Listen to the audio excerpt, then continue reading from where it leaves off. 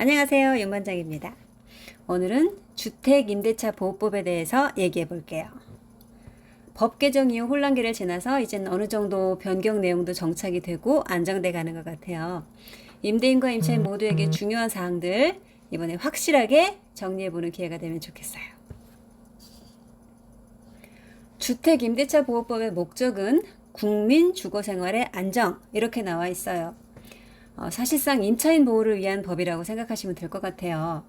사회적, 경제적 약자의 편에서 서는 대표적인 법이라고 할 수 있겠죠. 임차인을 보호하는 법이라고요? 네. 임대차 보호법은 임차인 보호를 위한 여러 가지 장치들을 두고 있는데요. 크게 말하면 이 두 가지가 있어요. 첫 번째, 쫓겨나지 않을 권리. 두 번째, 보증금을 돌려받을 권리. 자, 첫 번째, 쫓겨나지 않을 권리에 대해서 얘기해 볼게요. 법률 용어로는 대항력이라고 부르는 건데요. 약간의 보호장치를 할 경우에 내가 새 들어간 집이 혹시 경매에 넘어가게 되더라도 또는 주인이 바뀌게 되더라도 살던 집에서 쫓겨나지 않고 계약 기간만큼 계속해서 거주할 수 있는 권리를 말해요. 자, 법령에서 밝히고 있는 거는 일단은 패스할게요. 여기에서 법령에서는 인도와 주민등록이라고 하는 말을 써요. 쉽게 말하면 이사 들어가서 전입신고를 하면 된다 이런 말이죠.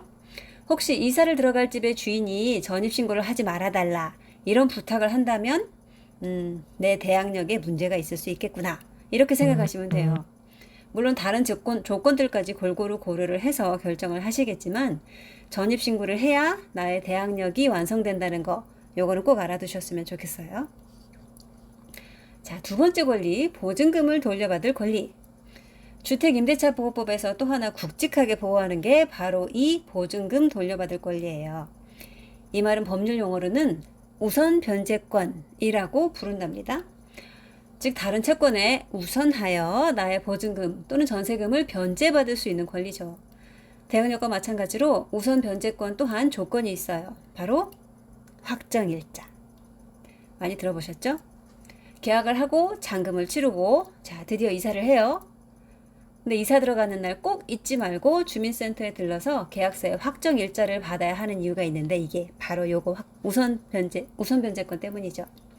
앞서 말한 대항력을 갖춘 다음에 그러니까 이사하고 전입 신고를 한 다음에 계약서의 확정 일자까지 받아야만 우선 변제권이 부여된답니다. 자, 여기서 절대 간과하면 안 되는 중요한 사실이 하나 있어요. 대항력을 얻게 되는 시점인데요. 주택의 인도와 전입신고를 받은 날 다음 날 0시 그때 대항력이 부여가 된다고 해요.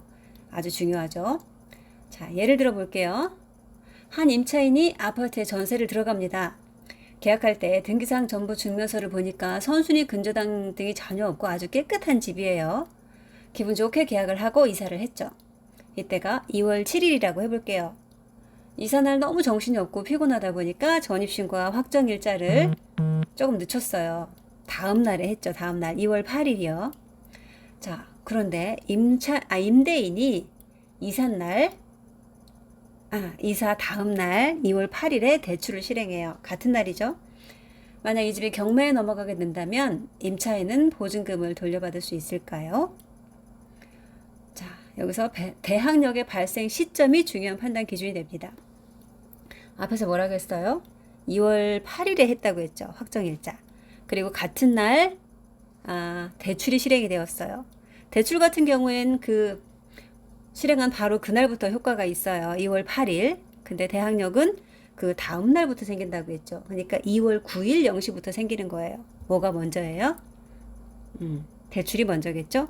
그러니까 경매에 넘어갔으면 대출로 먼저 잡혀있는 금액을 다 빼가고 그래도 금액이 남는다면 보증금을 그만큼만 돌려받을 수 있겠고 그렇지 않다면 못 받을 수도 있겠죠. 자, 그래서 정말 중요한 내용 이사하는 날 가능하면 그 전이라도 최대한 빨리 전입신고를 하고 확정일자를 받자 이렇게 됩니다. 자, 오늘은 그러면 여기까지 할게요. 안녕.